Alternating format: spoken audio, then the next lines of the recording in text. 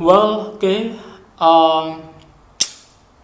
Kali ini kita bakalan coba untuk ngebuat sebuah program yang dapat menghitung menghitung analisis komponen utama.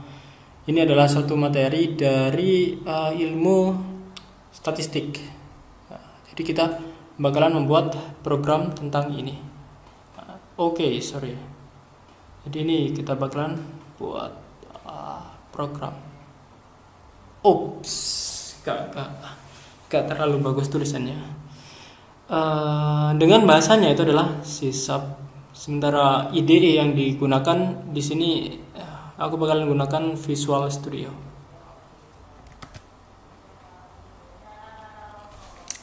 Nah, aku harap kalian udah ngelihat video yang menjelaskan tentang perhitungan manual yang ada di materi ini. Supaya apa? Supaya kalian benar-benar dapat sense-nya, kalian ngerti nanti jalannya program itu mau dibuatnya seperti apa. Nah, sementara di sini kita bakalan benar-benar fokus ke pembuatan programnya dan beberapa sedikit penjelasan ketika membuat programnya. Kalau kalian melihat di video itu, di video penjelasannya itu, di situ diminta untuk menginputkan datanya. Datanya ada berapa dalam bentuk ya, mungkin nanti kita bakalan menyimpan data-datanya itu ke dalam array 2 dimensi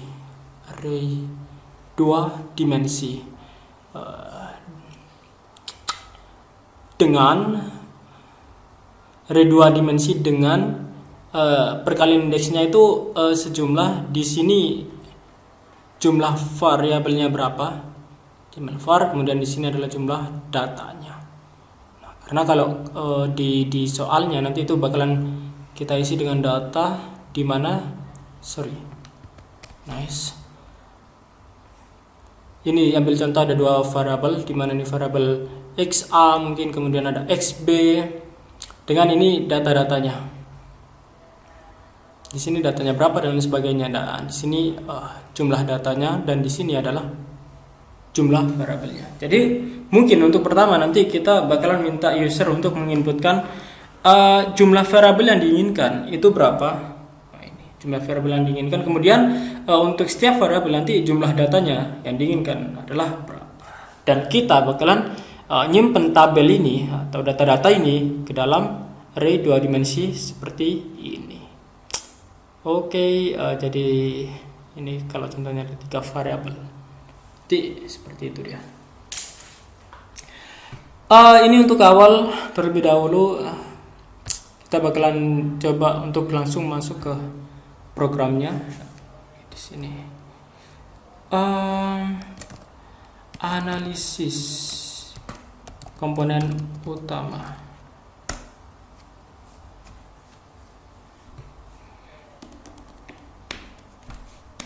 Ini kita menggunakan konsol by the way.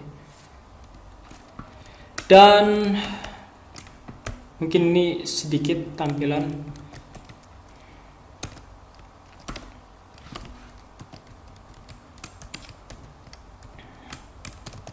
program analisis utama.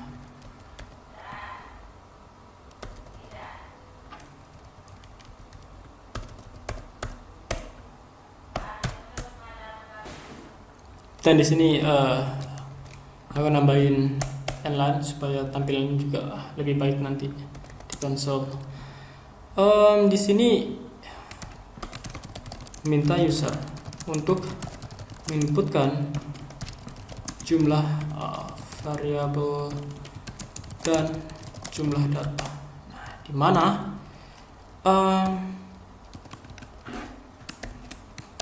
ini sebagai tampilan meminta user untuk inputkan jumlah variabelnya. Dan mungkin bukan write line ya, kan write. Kemudian ada apa? kita buat sebuah field, dua buah fields, private static integer jumlah var dan juga jumlah data. Ini untuk menyimpan inputan user.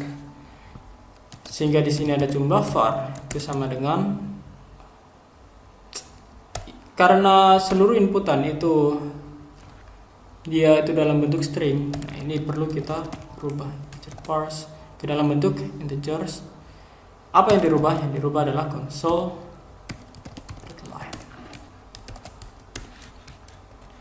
Hal yang hampir sama juga kita lakukan ke data. Jadi inputkan jumlah datanya, dan di sini variabel yang digunakan adalah jumlah data. Oke. Ketika kita coba untuk jalankan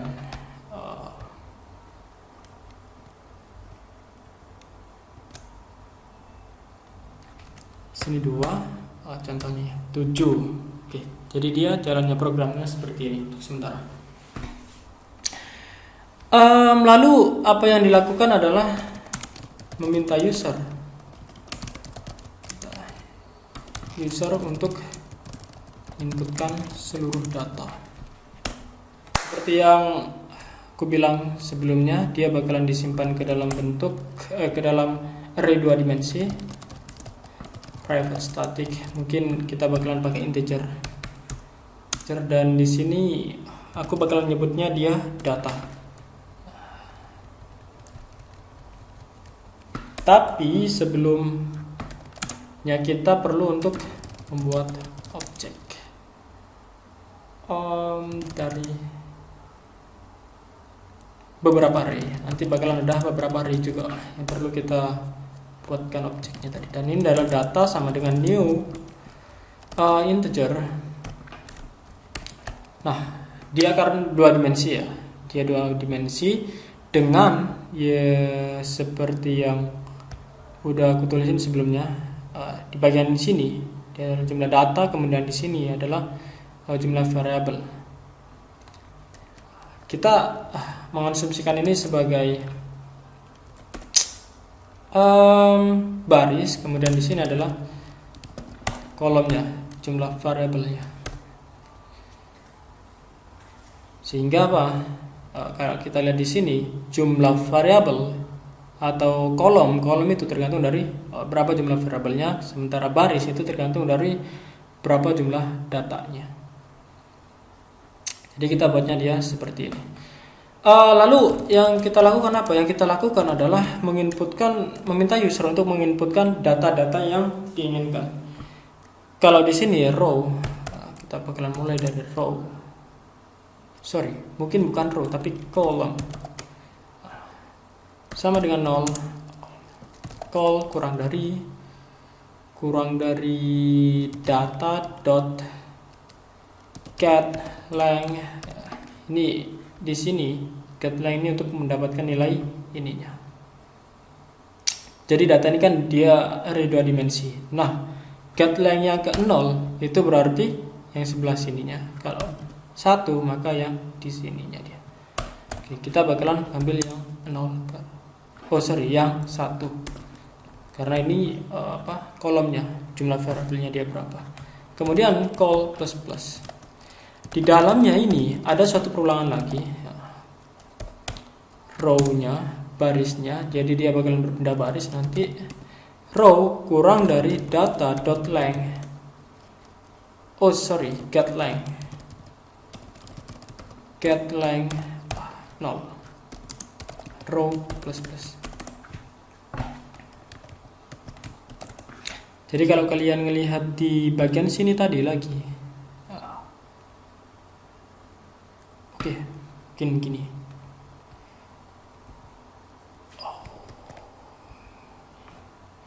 Perulangan yang terjadi di dalam ini, dia tuh bakal melihat ke kolom itu sebagai perulangan di luar. Jadi dia bakal melihat di kolom pertama, kolom ke 0, kemudian pada data ke 0 di dalam perulangan ini dia bakalan mengisi ke data-data ini. Ketika ini udah, dia bakalan pindah variabel, pindah kolom. lalu mengisi data-data yang ada di sini, dan seterusnya tergantung dari berapa jumlah data dan jumlah variabelnya. Mungkin di awal kita beri dia suatu informasi untuk user. Informasi apa? Inputkan seluruh data. Jadi kita program akan meminta user untuk menentukan seluruh data. Mungkin untuk memperbaiki penampilan bagi Anda dan lain. Lalu di dalam ini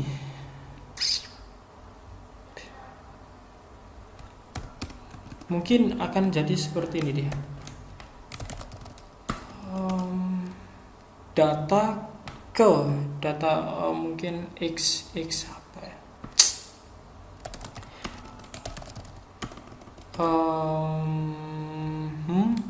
X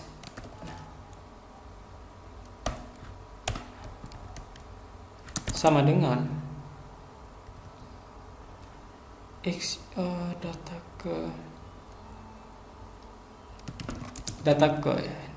ke Oke, mungkin akan jadi seperti ini, dimana x-nya ini adalah x ke a yang pertama. Nah, di sini saya bakalan pakai karakter, dan a itu adalah 97, karena nanti bakalan bisa berpindah ke b, c dan lain sebagainya. Ini bakalan aku tambahin dengan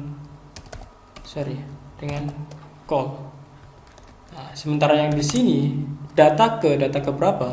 Dia adalah data ke row plus 1, karena row itu nilainya mulai dari 0, sementara nanti di tampilannya dia bakalan mulai dari yang ke 1. Jadi perlu kita tambahkan dengan 1. Mungkin di sini bukan write line melainkan write. Kemudian ada apa lagi? Kita bakalan simpan dia data, di mana row-nya sini row, kemudian ada call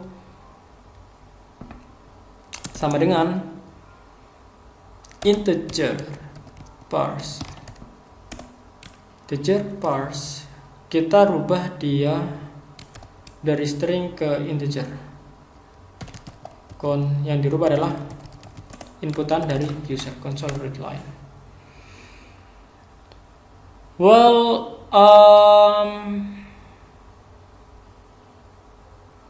Mungkin dia jalannya programnya seperti ini ya. Kita coba, dimana ini adalah 2, kemudian 7. Nah ini dia XA, data ke 1 dia tuh berapa. Jadi mungkin ini kita inputkan secara sembarangan. Nah dia bakalan sebanyak apa yang namanya, sebanyak 7 sesuai dengan jumlah datanya. Dan dia bakalan pindah variabel menjadi xb data ke 1. Mungkin ini supaya tampilannya juga lebih baik, kita bakalan kasih line di sini, line kosong. Itu berarti ini adalah di sini. Oh ya, by the way, ini yang aku lakukan adalah C W kemudian tab 2 kali.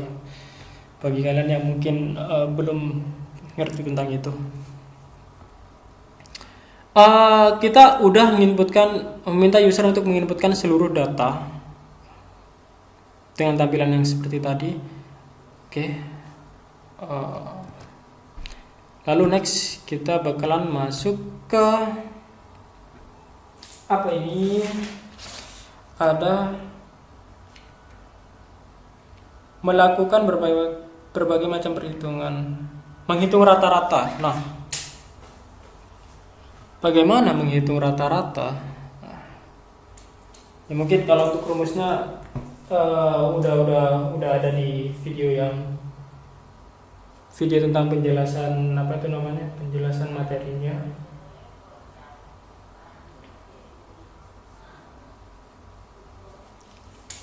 Sehingga untuk rata-rata, jadi untuk rata-rata pada XA, jadi jumlah data XA semuanya itu dijumlahkan kemudian dibagi dengan berapa banyak jumlah datanya dia. Begitupun dengan XB, dijumlahkan semuanya kemudian dibagi dengan jumlah datanya ada berapa. Jadi mungkin di sini sebenarnya ada suatu metode di dalam apa yang namanya dalam Visual Studio ini. Metode yang bisa kita gunakan dia namanya average. Tapi untuk menggunakan itu kita perlu itu kan metode ya untuk data array kan, untuk data array satu dimensi. Sementara ini dia ini adalah data array 2 dimensi. Jadi kita perlu untuk memasukkan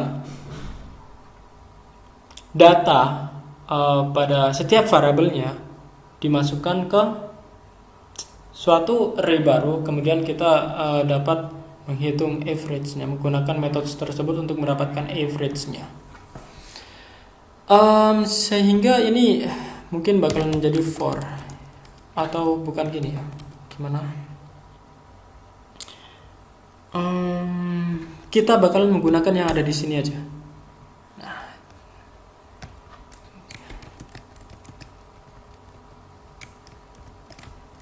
Di sini aku nyebutnya bantu integer mungkin, atau apa ya? Oke, mungkin bantu integer satu dimensi. Pun di sini bantu integer itu sama dengan new integer sebanyak apa? Sebanyak jumlah data. Dan di sini pun bantu integer itu sama dengan data. Jadi apa yang tadi diinputkan oleh user itu bakalan disimpan ke bantu integer ini.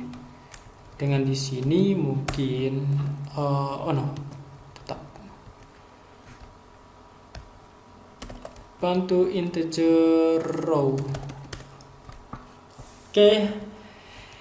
Lalu selanjutnya di sini bantu integer. Nah, kalau kalian lihat di sini adalah average.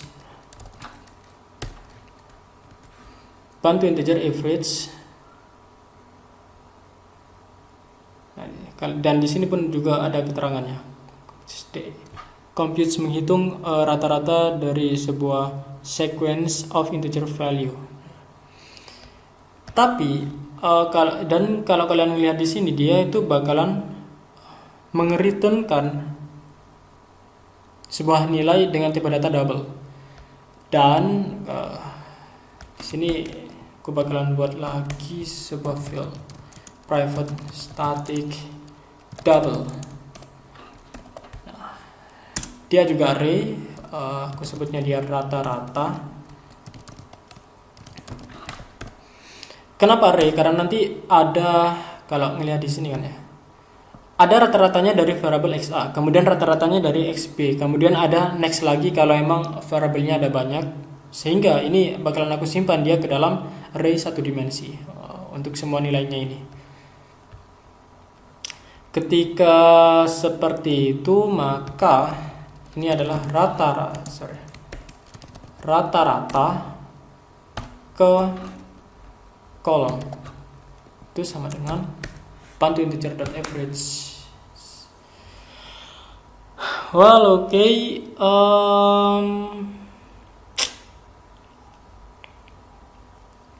Lalu apa lagi ya? Kita bakalan menghitung simpangan baku. Itu dia. Simpangan baku juga ada simpangan baku itu juga dalam bentuk array double. Kenapa? Karena simpangan baku dari XA kemudian simpangan baku dari XB dan lain sebagainya itu dia memiliki setiap variabel memiliki simpangan bakunya masing-masing, dan ini jumlahnya tadi itu bakalan kita simpan dia ke array simpangan baku. Sehingga di sini simpangan baku sama dengan new integer dengan indeksnya itu sebanyak jumlah data. Mungkin double. Tapi untuk menghitung menghitung apa ini namanya ya, menghitung simpangan baku, dia tuh seperti apa. Untuk rumusnya sendiri, oke, mungkin ini aku geser agak ke sini. Oke, rumus simpangan baku S sama dengan sigma dari XI min X bar atau X rata-rata. Kemudian ini dikuadratkan, dibagi dengan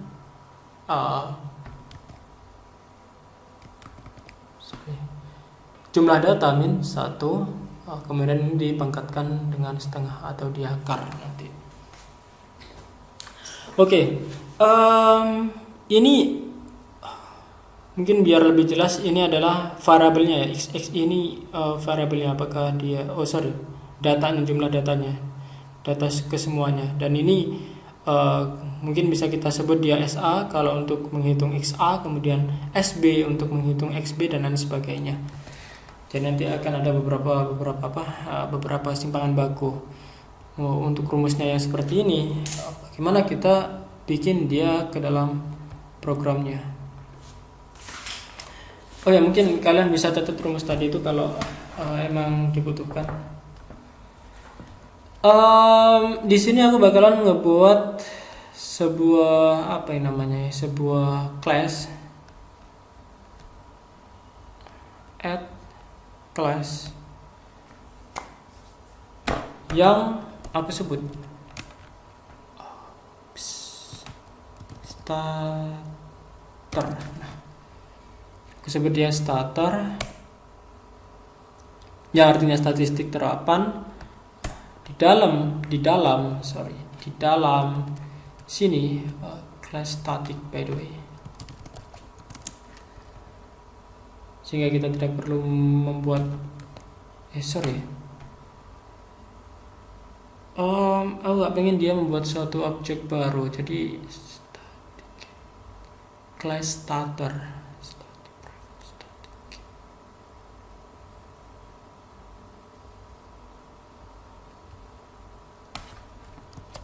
atau di depan ya, static class starter. Oke.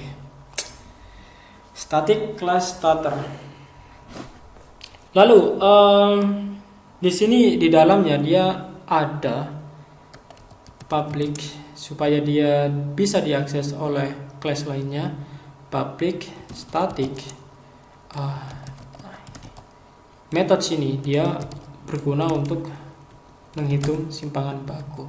Dan by the way double, kita perlu return value nanti simpangan baku dengan data yang diinputkan ke dalam sini itu adalah nanti ada apa itu namanya, integer nilai kemudian double rata-ratanya. Jadi kalau ngeliat di rumus ini datanya kita masukkan juga, kemudian nilai rata-ratanya juga diinputkan. Jadi itu sebagai parameter inputnya. Integer, ada nilai, kemudian ada double rata-rata. Oke. Lalu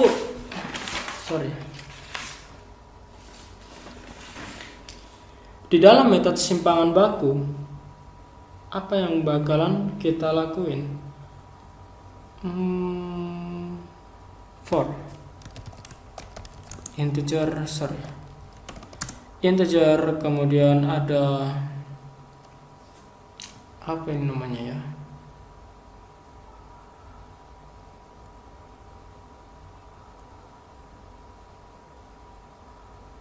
mungkin aku sebutnya i lah. I sama dengan 0, kemudian i kurang dari nilai dot length dan i plus plus. Jadi sebanyak datanya ini dia.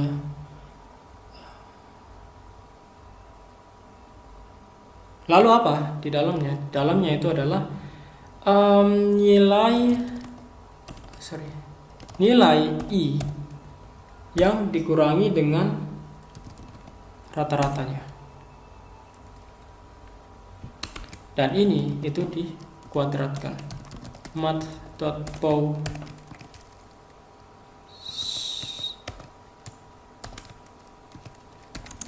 Dia di pangkat 2. Kita simpan dia di mana? Kita bakalan mungkin kita simpan di hasil, double hasil.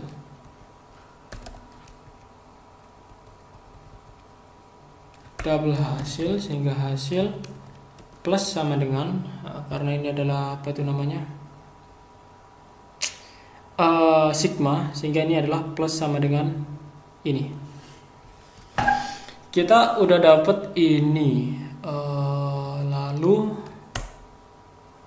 yang kita lakukan adalah membagi dia, hasil sementara ini bakalan kita bagi dengan hasil,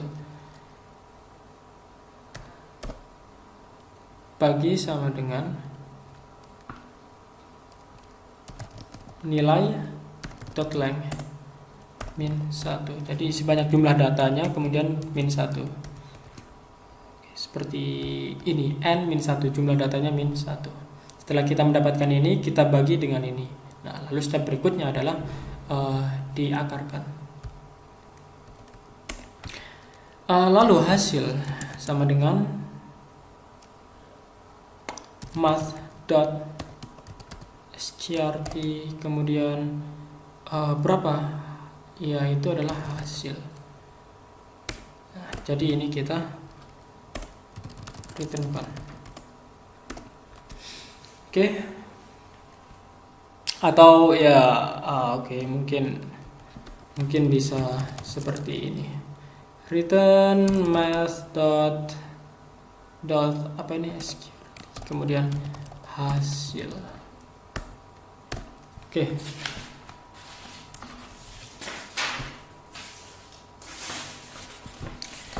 Sehingga di sini pada bagian ini simpangan baku ke kolom itu adalah sama dengan starter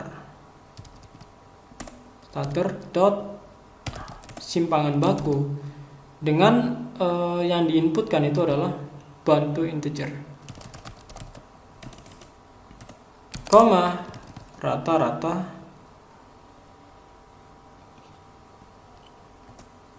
ke kolom, ke kolom. Jadi rata-ratanya ini diinputkan, kemudian bantu integer juga diinputkan, nanti mengalami proses perhitungan oleh metode simpangan baku di dalam kelas starter, kemudian nanti dia akan disimpan ke simpangan baku dengan indeks call. Nah, nanti dia bakalan melakukan perhitungan lagi tergantung dari berapa banyak variabelnya, jumlah variabelnya. Oke. Mungkin untuk sementara dia seperti ini. Untuk perhitungan-perhitungan berikutnya kita bakalan lanjut di video-video berikutnya. Terima kasih.